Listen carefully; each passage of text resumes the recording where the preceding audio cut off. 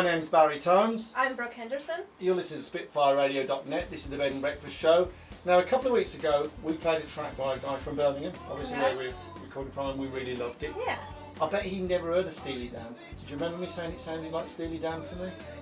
I bet he's too You really young. think that? Yeah, You really yeah, I do? really did. He'll be too young. Should we find out if he's too young? What should we do? Yeah. Absolutely. Welcome to the studio, Luke Truth. Thanks for joining us, Luke. Thank you for joining us. I love the hat. Thank you. Thanks for inviting me here. You're more than welcome, my friend. So you from Birmingham?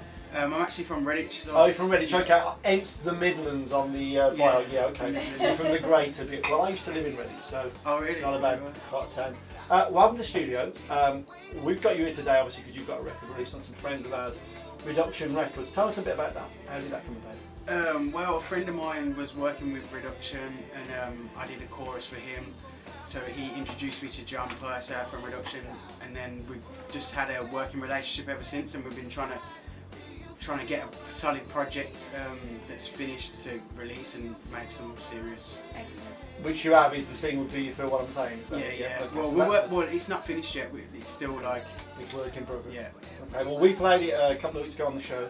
We loved An it so much, exclusive. and it was an exclusive. Yeah. It was a world exclusive, which we were thrilled about. Obviously, it's great that we're recording the show here at Radio House in Birmingham, which is the home of original independent radio in the UK. So we're thrilled about that. Great to have you. Let's find out a little bit about you. So you're from Redditch, which is about 10 mile, 15 mile from the centre of Birmingham. What's happening in Redditch on the music scene? Is it good? Well, Redditch is pretty quiet because it's only a little town, but there is a growing music scene and everyone sort of knows each other in it, so it is kind of cool. I've kind of grew in it.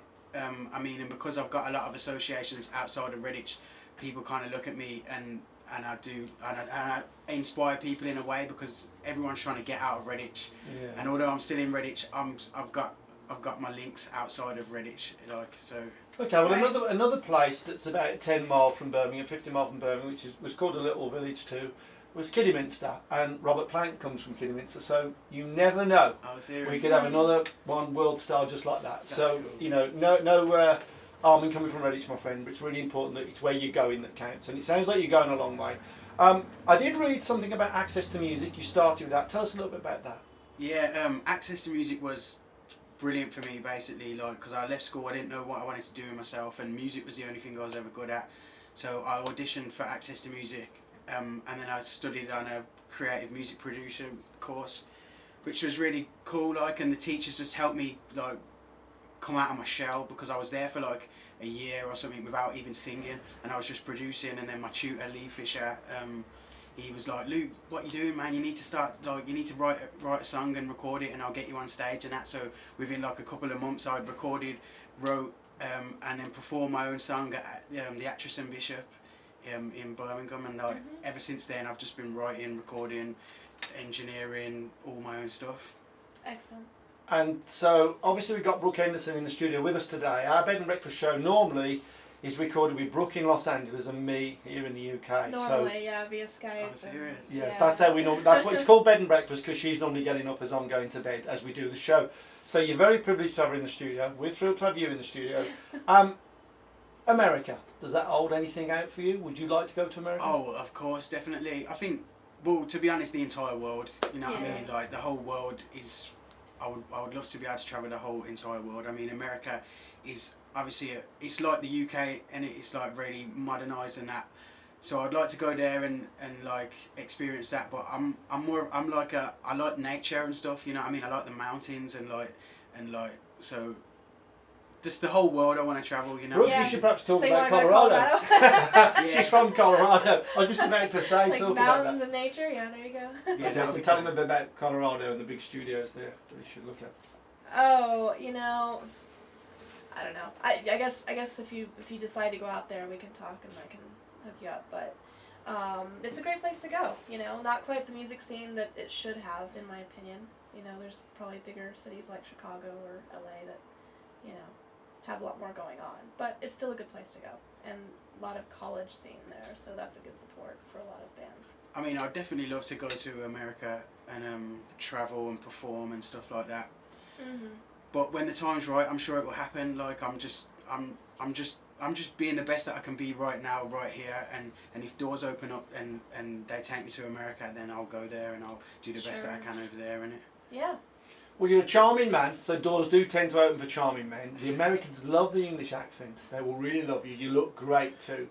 So just about your music, you wrote this song that's released on Reduction? Yeah, I wrote this song, probably wrote it last year, the beginning of last year, and the lyrics are about like climbing up, like just striving to be the best that you can be and keep climbing up and that, because I know a lot of people, they work really hard and then like the negatives outweigh the positives and then they end up giving up. But and I've been in that position before and I've just managed to fight my way through it, and now I'm here. So it seems, so that's why that's what this song is about. It's like really trying to be positive and encourage people in a positive way. And is this track, now I understand you've signed a management deal, so you're going to be represented, which is fantastic. This is a single you're releasing on Reduction Records. Have you got more material? Is the plan to do an album? Collaborations? You said you started as a collaboration when you were at Reduction, and that's how a lot of work comes about. You know, you go to studio to help out a mate, you put on a vocal, somebody else likes what you do or likes your rap or they like your lyrics, like your vocal, you get in, and that's, I mean, that is how the music business works. There's no job applications, there's nothing on a board. It's about relationships, and obviously that worked for you. We think Reduction are brilliant for you.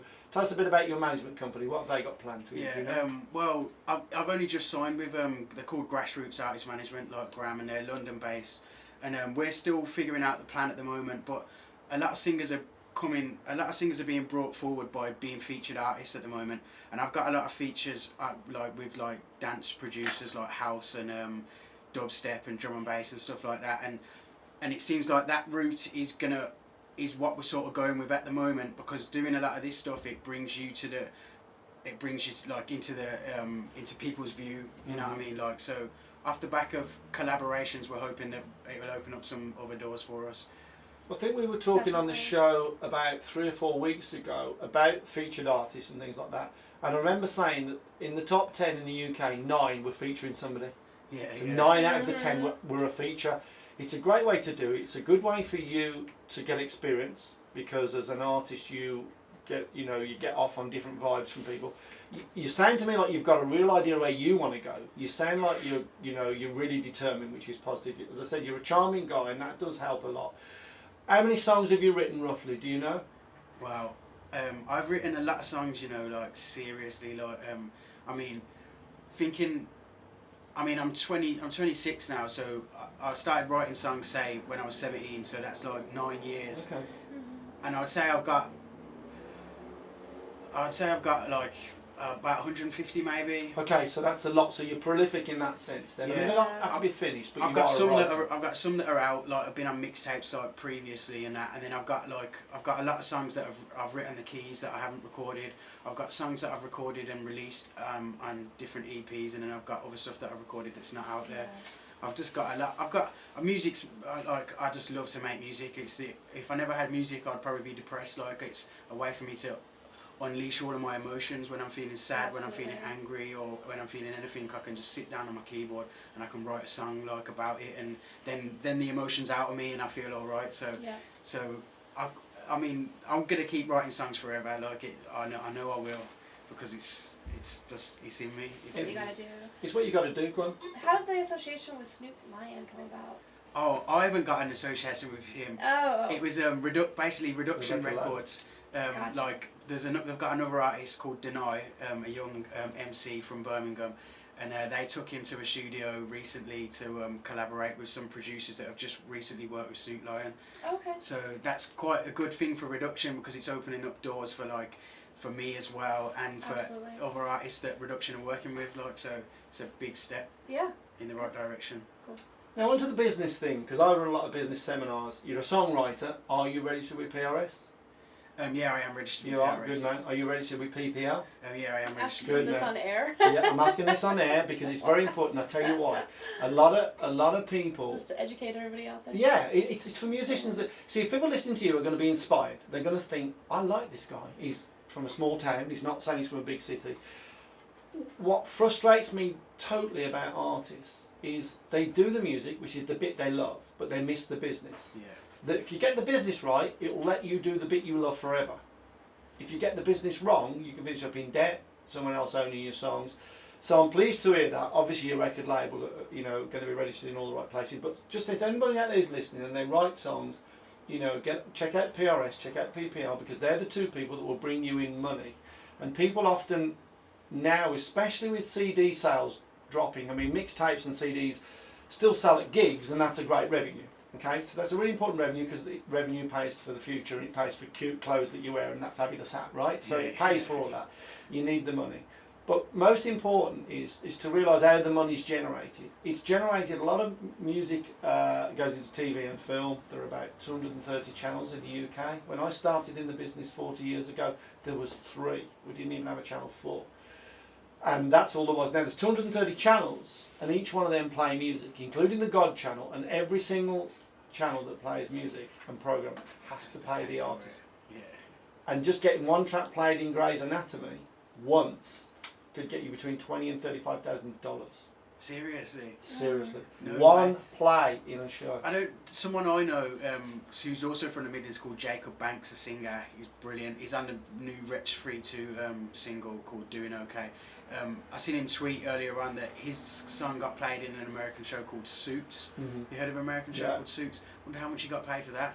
It depends on the deal that they've done, but the reason I'm saying that to you, like we do a lot of, as Tones PR, we do a lot of licensing with Gotham Records, and a lot of people underestimate the amount of money you can make. I mean, if you have a theme tune, then you can make millions of pounds. But forget the theme tune for a minute, forget that big lottery win. But if you got 2 tracks a year placed in some TV show, CSI, anything like that, Grey's Anatomy, or even the big UK show, then that's a year's salary. Oh, really? That's a year's salary Wow. right there. So I asked the question, and it's always the boring bit, but it's the important bit to say, all artists tuning in, figure out, if you write songs, get registered with PRS. It's about 35 quid, get yourself registered. Get yourself registered with PPL, because even a musician in a band, even the guitarist that didn't write anything, if the song is broadcast, they will make money as a performer. So that's important. You've done that, well done. So what's the plans going forward? Are you doing any gigs, anywhere we can come see you live? Yeah, my next gig is on Sunday at the Sun on the Hill in Birmingham. Because I'm also I'm in a duo called Musical Misfits. Like it's me and my friend who's a beatboxer, and it's kind of like live drum and bass, dubstep sort of stuff. Okay. And we've got that gig on Sunday, and we're on at 9:15, I think, at the Sun on the Hill in Birmingham. And then other than that, I've got one on the 3rd of October in London, in Camden, which is a Luke Truth one, a solo one. Okay, nice. Mm-hmm. And I've got a few more lined up. Like got another one in London with Musical Misfits on the 15th. But yeah, that's Oxjam. That's an Oxjam Shepherd's Bush takeover. That is Excellent. Musical Misfits. So it's all for charity. So that should be good. I'm just trying to get out there really at the moment.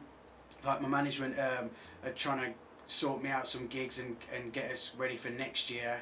Like all the festivals and stuff, because it's only a new thing and we're trying to get things ready musically and all the business side at the moment this year, and then blast off into outer space next year, innit? It sounds great. It sounds really good. You're a positive guy. When we played the track, I loved the quality of the production. I loved it. Sounded fresh. Everything about it sounded clean, fresh, and ready to go. And it's important when you're doing a track that you want played radio, that it's a radio-friendly record, which it is. That's very, very important. So as soon as we played it on the show and we talked, I said, we're going to get the guy in the studio. I'm glad we did. Mm-hmm. You're a charming man. Glad you came along. We'd love to come and see you work live. That'd be really good. If you want to let us know, email us direct and let us know all the information. Give us after we've finished working. We'll talk about it. But come and see you. John at Reduction Records, been a friend of mine for more years than I care to remember, and he's a good guy. It's a good team that you're with, so that's all very good. Just one final question: do you prefer writing and singing in the studio or performing live more, or do you just love both? I love both because they're both different. Like they're just both different aspects to the music, to a music man's life. You know what I mean? I get enjoyment from both sides of it. I do love performing. And I get such a buzz afterwards and that and during, and the excitement of before you go on stage and the little bit of nerves, and then you go on and then you just, and then in the studio when you're being creative and you're unleashing it all. They're both great. You know what I mean? Yeah, it's like in the studio you see the baby born, but out there you watch it grow, don't you? That's Yeah. the Oh, I great like thing, that. You know, that was good. very clever. Okay, so it's good. But you know, listen, you've been great. We're glad you've come in the studio. Can I just tell you? Yeah, you can tell us anything you want. Yeah. Can I just so, if anyone's listening to this and you want to check me out, you can listen to me on soundcloud.com/LukeTruth, or you can follow me on Twitter @LukeTruthMusic, or you can find me on Facebook /LukeTruth. Okay, that's good. Well, you've heard all of that. Social media is very, very important, but you can't beat being real. And I get you're a real guy and you really want to be out there in the real world. Yeah. I want to wish you lots of luck, and I'm sure you do too, Brooke. Absolutely.